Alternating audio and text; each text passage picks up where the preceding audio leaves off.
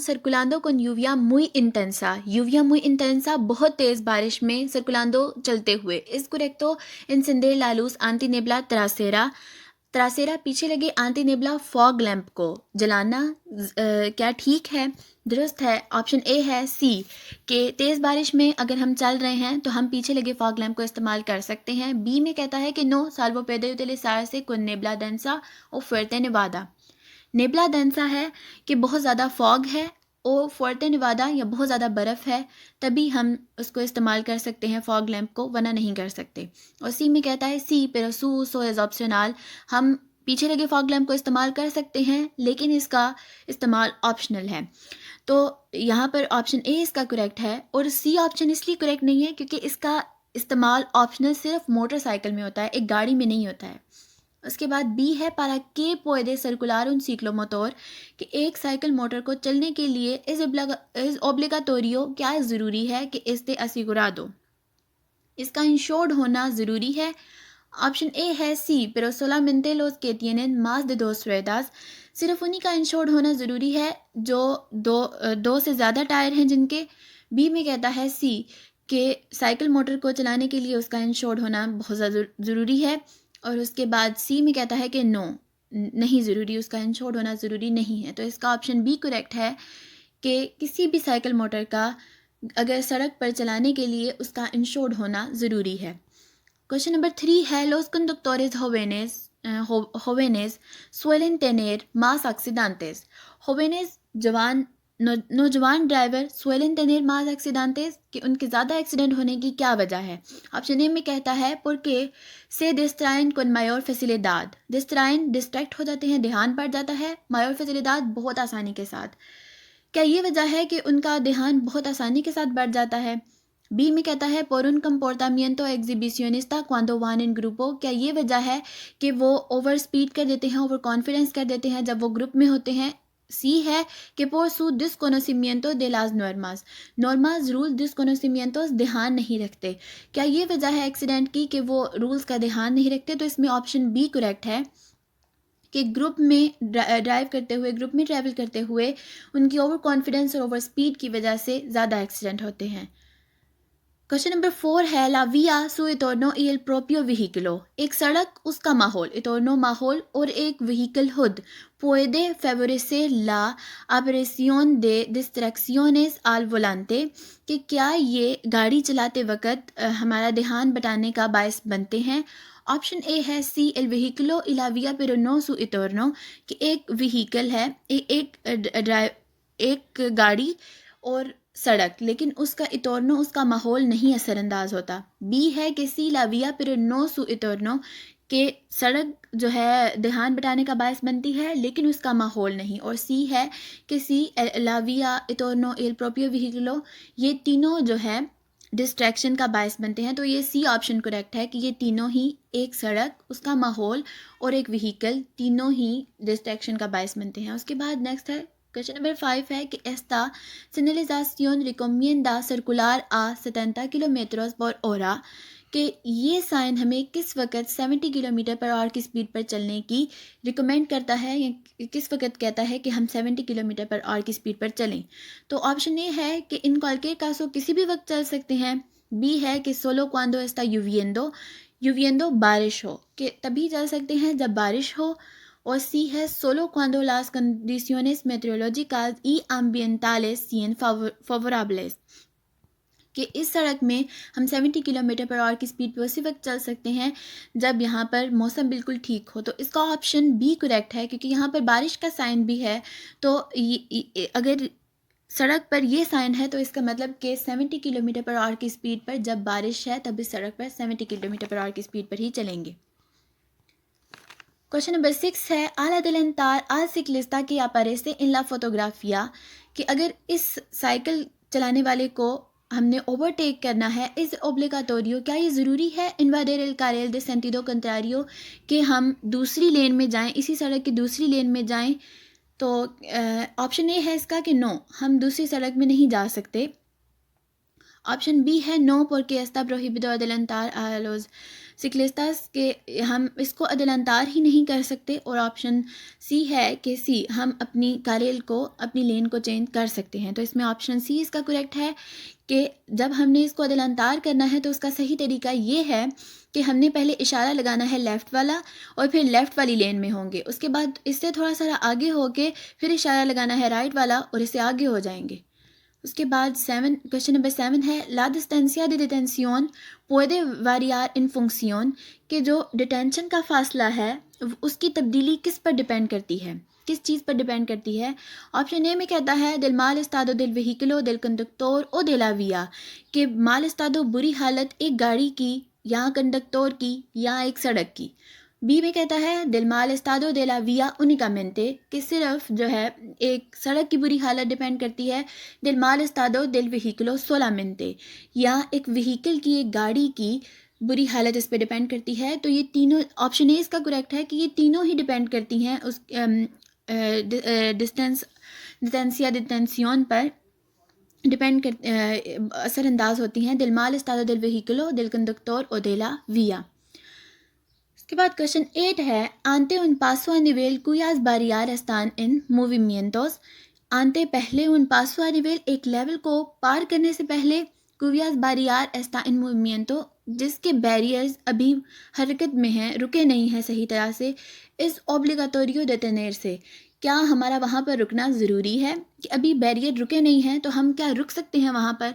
तो option A में कहता है कि सी रुक सकते हैं pero solamente cuando el vehículo no puede pasar por debajo कि हम तभी रुक सकते हैं जब हमारी गाड़ी उन बैरियर्स के नीचे से नहीं निकल सकती। बी ऑप्शन में कहता है no puesto que no se encuentran en posición horizontal कि हम नहीं रुक सकते क्योंकि अभी वो मुकम्मल तौर पर रुके नहीं हैं, हॉरिजॉन्टल अभी नहीं हुए तो हम नहीं रुक सकते। और सी में कहता है कि सी हम रुकेंगे, हमारा रुकना वहाँ पर बहुत ज़्यादा ज़रूरी है। तो यही ऑप्शन करेक्ट है इसमें कि जब भी लेवल के बैरियर्स अभी मूवमेंट में हैं, अभी हरकत में हैं, तो वहाँ पर हमारा रुकना ज़रूरी है। क्वेश्चन नंबर 9 है está permitido que un vehículo circule sin silenciador de explosión está permitido क्या इजाज़त है कि उन व्हीकलों एक गाड़ी को सर्कुले सिन silenciador कि वो एक साइलेंसर के बगैर चले। तो इसका ऑप्शन ए में कहता है कि सी उसको इजाज़त है cuando no molesta a otros usuarios de la vía कि मोलिस्ता तंग करना जब वो दूसरे सड़क के इस्तेमाल करने वालों को तंग नहीं करेगी गाड़ी तो फिर चल सकती है। बी ऑप्शन में कहता है नो एक्सेप्टल और सिक्लोमोटोरिस de dos ruedas के नहीं चल सकती गाड़ी सिर्फ उस साइकिल मोटर चल सकता है जिसके सिर्फ 2 ही टायर हैं। और सी ऑप्शन में है कि नो जिस भी गाड़ी का साइलेंसर नहीं है वो गाड़ी सर्कुलेट नहीं कर सकती, नहीं चल सकती। तो यही ऑप्शन ठीक है कि अगर आपकी गाड़ी में साइलेंसर नहीं है तो आपकी गाड़ी जो है सड़क पर नहीं चल सकती। क्वेश्चन नंबर 10 है कि está correctamente inmovilizada esta furgoneta कि क्या ये वैन फर्गोनेटा ये वैन ठीक पार्क की गई है। उसके बाद है ऑप्शन ए है इसका कि सी या que está correctamente señalizada y no obstaculiza el paso कि ये वैन बिल्कुल ठीक पार्क की गई है क्योंकि इसको लाइट का सिग्नल भी ठीक लगाया गया है और ये रास्ते में रुकावट भी नहीं है। बी ऑप्शन में है कि सी siempre que se trate de una parada कि ये वैन बिल्कुल ठीक पार्क की गई है क्योंकि यहाँ रुकने की जगह है, trate de una parada कि यहाँ पार्क करने की जगह है। उसके बाद सी है no ya que entre la furgoneta y la marca continua hay una distancia inferior a 3 metros कि ये वैन जो है ये ठीक पार्क नहीं की गई है क्योंकि वैन और ये जो कॉन्टीन्यूस वाइट लाइन है इनके दरमियान 3 मीटर से कम का फासला नहीं होना चाहिए। तो अभी ये वैन बाहर है, इस लाइन के, ये वाइट लाइन के बाहर है, तो ये वैन यहाँ पर ठीक पार्क नहीं की गई। तो यही ऑप्शन इसका ठीक है कि क्योंकि गाड़ी पार्क करते हुए कॉन्टीन्यूस लाइन से 3 मीटर से कम का फासला नहीं होना चाहिए।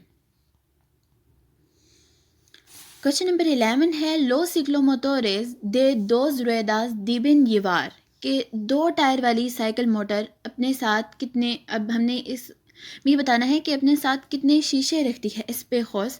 तो ऑप्शन ए में कहता है कि dos espejos retrovisores exteriores obligatorios, uno al lado izquierdo y otro al lado derecho। यहाँ पर कहता है कि दो स्पेहोस दो रखेगी अपने पास, दो शीशे रखना बहुत ज़्यादा ज़रूरी हैं, एक लेफ़्ट साइड पर izquierdo लेफ़्ट साइड पर y otro al lado derecho और एक राइट साइड पर। उसके बाद बी ऑप्शन में कहता है कि es obligatorio el del lado izquierdo y optativo el del lado derecho, कि जो लेफ़्ट साइड वाला है वो रखना बहुत ज़्यादा ज़रूरी है और जो राइट साइड वाला है वो ऑप्शनल है कि रखें या ना रखें।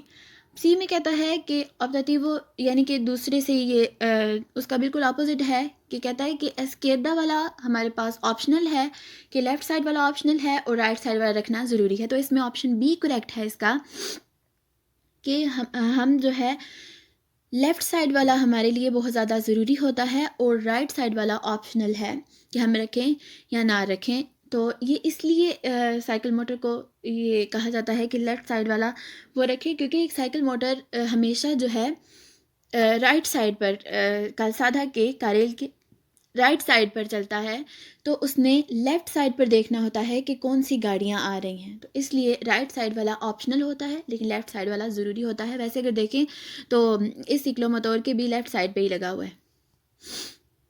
क्वेश्चन नंबर 12 है, en un tramo de vía con la señal tunnel este permitido hacer un cambio de sentido। कहता है कि अगर ऐसी सड़क में जहाँ पर आपको टनल का सिग्नल नज़र आए, साइन नज़र आए, वहाँ पर क्या इजाज़त है permitido hacer un cambio de sentido, कि आप अपनी कारेल को चेंज कर लें, cambio de sentido U turn ले लें। तो यहाँ पर ऑप्शन है, एक है नो, एक है सी कि कर सकते हैं। तो ऑप्शन ए इसका करेक्ट है कि नो, जहाँ पर भी टनल का साइन हमें नज़र आ जाए तो हम वहाँ पर ना ही अपनी डायरेक्शन चेंज कर सकते हैं, ना ही यू टर्न ले सकते हैं और ना ही दूसरी कारेल में एंटर हो सकते हैं। उसके बाद क्वेश्चन नंबर 13 है, ¿Cuál es la velocidad máxima genérica para un turismo en autovía? कितनी स्पीड होगी, मैक्सिमम कितनी स्पीड होगी एक गाड़ी के लिए ऑटोविया पर। ऑटोविया पर जो है 120 किलोमीटर पर आवर की स्पीड पर हर एक गाड़ी को चलने की इजाज़त है। तो यहाँ पर ऑप्शन सी इसका करेक्ट है। क्वेश्चन नंबर 14 है, cuando debe comprobar el reglaje de los espejos retrovisorios। cuando कब कर सकते हैं debe comprobar el reglaje, अपने मिरर्स की एडजस्टमेंट को कब ठीक कर सकते हैं। तो ऑप्शन ए है, antes de enseñar la marcha en terreno llano y recto, यानी कि जब गाड़ी स्टार्ट करने से पहले जब हम किसी सीधे या फ्लैट सड़क पर हैं तब हम अपने जो है एस्पेहोस को ठीक कर सकते हैं। उसके बाद ऑप्शन बी है, cuando el vehículo circule en terreno llano y recto, या जब हम चलते चलते अगर हमें पता चला है कि हमारे जो है एस्पेहोस ठीक नहीं हैं, एडजस्ट नहीं हुए, तो हम चलते चलते किसी अगर फ्लैट या स्ट्रेट सड़क पर हैं तो तब कर सकते हैं। यहाँ सी में कहता है सर्कुलांडो आ una velocidad lenta, यहाँ जब हम कम स्पीड पर जा रहे हैं तब कर सकते हैं। तो इसमें ऑप्शन ए इसका करेक्ट है कि हम अपनी गाड़ी स्टार्ट करने से पहले हमें ये देखना बहुत ज़्यादा ज़रूरी है कि क्या हमारे मिरर, क्या जो शीशा है वो ठीक एडजस्ट है, हमें नज़र आएगी पीछे से गाड़ियाँ ठीक नज़र आएंगी या नहीं। तो ये ऑप्शन ए इसका करेक्ट है कि अपना मार्चा स्टार्ट करने से पहले